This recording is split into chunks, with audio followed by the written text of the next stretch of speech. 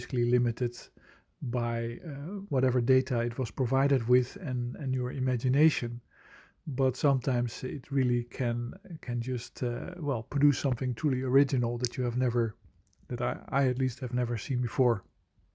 I think there will be fashion and jewelry and all kinds of stuff coming out of generative AI, simply because it, instead of providing you with only the imagination of industry and their marketing people, which I know a little bit about because I used to live in a let's say a student apartment building with quite a number of designers that were working for big companies, and they explained to me how they work. It's actually quite limited, the changes that you have year on year, that they allow the color changes and very simple rules. And they basically, the fashion industry, for instance, at that time, which is the 90s, knew exactly what it was going to do 5 years ahead of time. 5 years.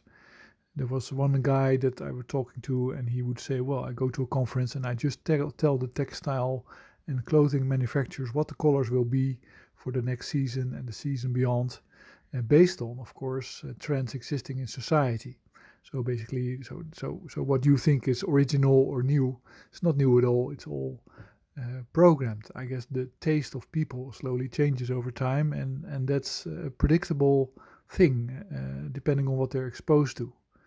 But now we're going to be exposed to massive amounts of original images, or let's say unique visions, fleshed out completely. I mean, it's only a matter of time until anybody with a script can make a movie, which is also not even a bad movie, but let's say depend on the script, of course, but with some predictable elements, but executed seemingly very well, especially for the quality that you have. So there's gonna be like a deflation of the value of video imagery, of modeling, of graphic design, and this is all predicted. But what I'm interested in, or let's say curious about, is the impact on morality, and on basically determination in people that have other intents, because we know that there's people that torture animals, there's people that actually really torture other people, and there's of course sadism, and there's cruelty. Cruelty is just a way to feel power, and many people are, let's say, so it's almost a hallmark of a real man, that cruelty is one of his, let's say, abilities, according to some philosophers. But what happens if you can actually create images that are cruel to, if they are real world people? I mean, the images provided by Grok or by Midjourney are compositions of visual elements, and they are coherent because of the local coherence in the neural network that generates them.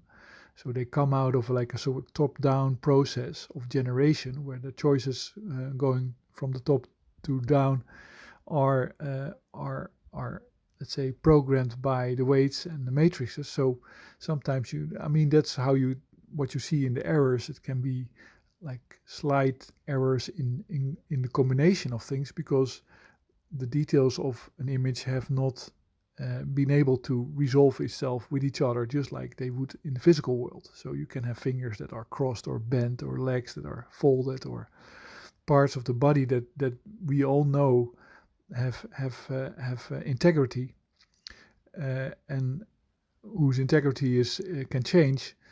Like that's different from objects. Like if you have a teapot, it just has a shape, and the shape can have, let's say, perspectives on it. But then once you have one perspective, you can flesh out the whole shape. It's not a problem. But with joints and physical body, it's way harder. That's why it just takes time to get that right.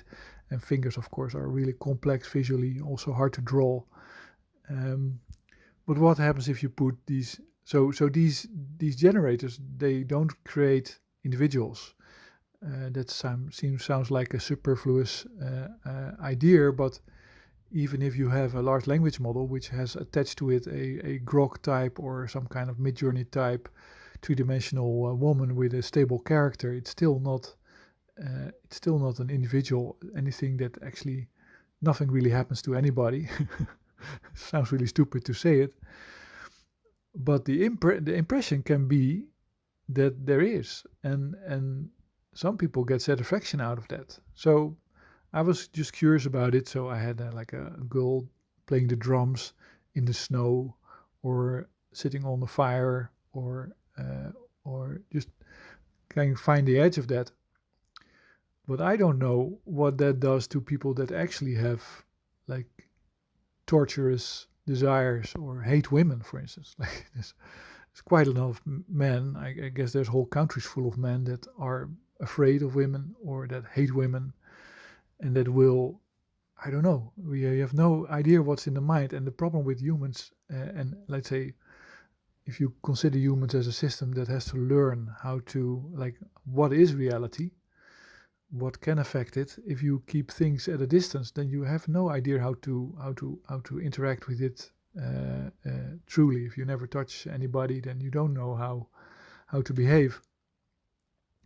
And I guess there's a lot of people that are brought up in cultures that are like that, but there's also just a lot of people that are frustrated by the economy, that are locked into kind of a desperate situation by the fact that they can't grow food because they don't own land, but they have to earn money, but everything is automated, so they cannot make money, so they're in a desperate situation. And you see those everywhere where there's money becomes a prevalent way to do things, and ownership is controlled by banks, basically.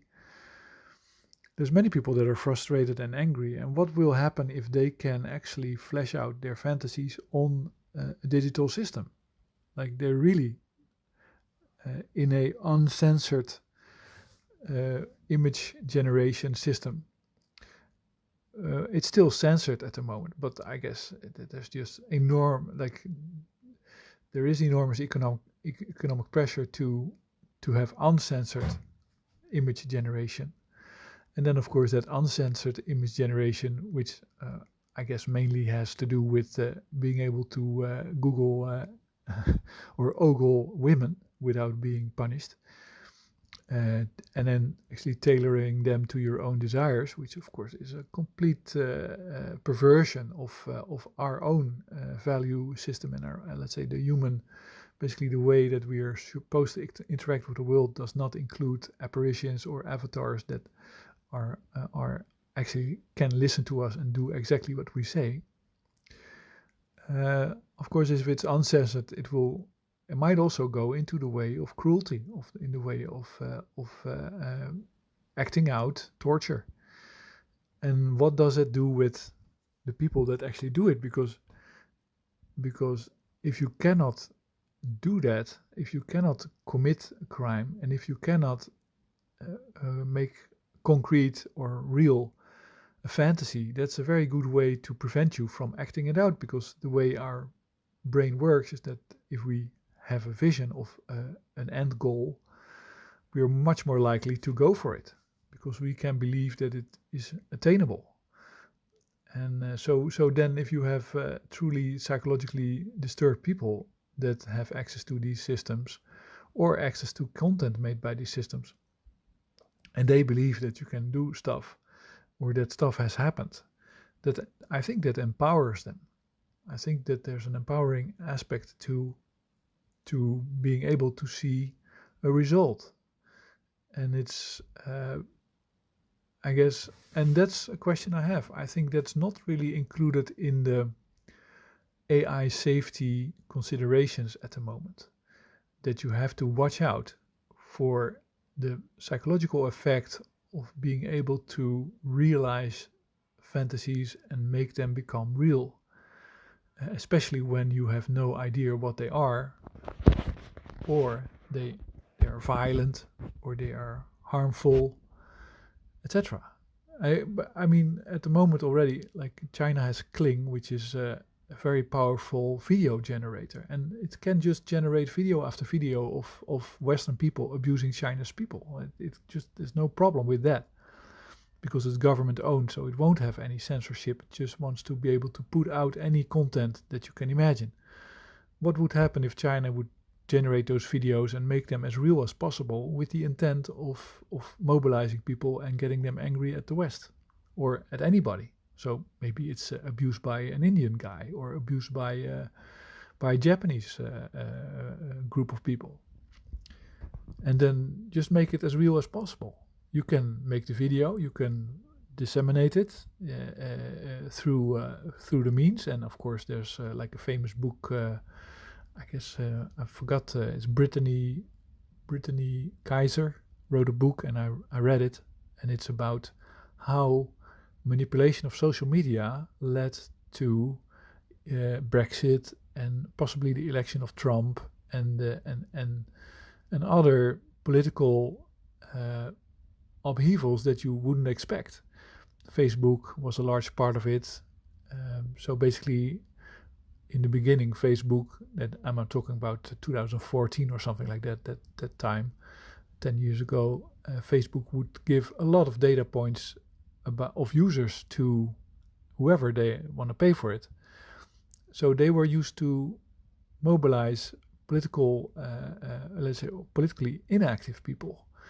And I mean, that's of course still ongoing. If you're like in a rural area and you don't care about politics at all, but you do care about whether, like, say, there's trucks carrying your horses or something like that.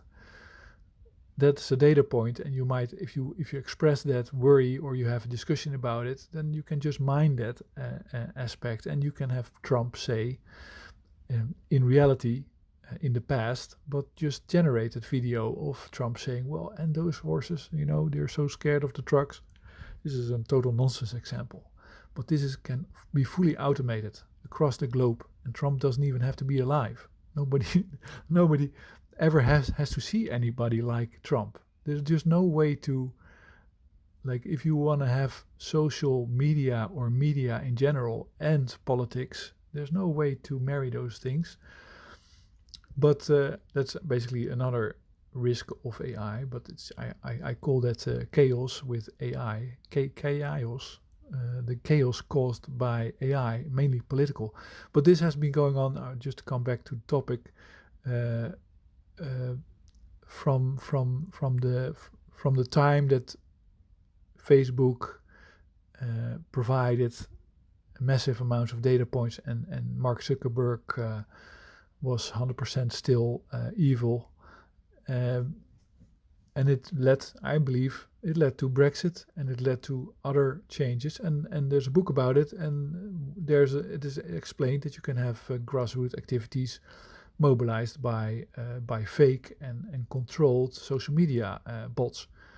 Now there's a little bit more awareness of that, but imagine that times a million, times the woman that's being abused looks like your grandmother, because the algorithm knows has found pictures of your grandmother and can use it in the generation of the imagery. There's no way to trust any digital footage from a foreign country at the moment already anymore.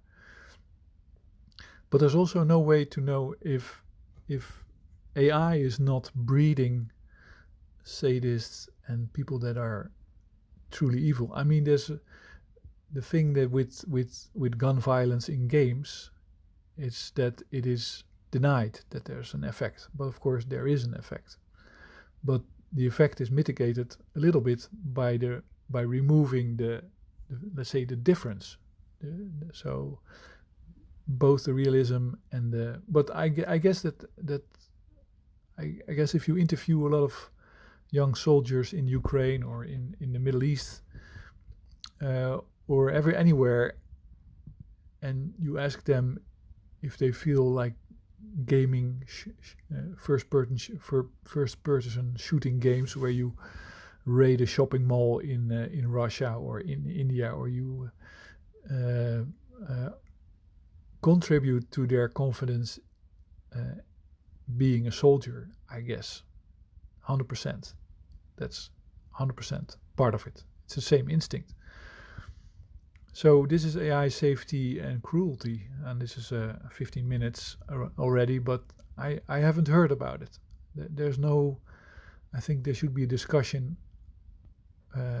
many discussions. One is what is reliable content, how do you get it, and I created a website called ethereumcertify.com a long time ago because of this problem, and I basically think that blockchain is a solution to AI unreliability. So basically, if you have a true fact, you have to put it on the blockchain with a hash, and then you can later prove that whatever you are providing to somebody is unadulterated and real.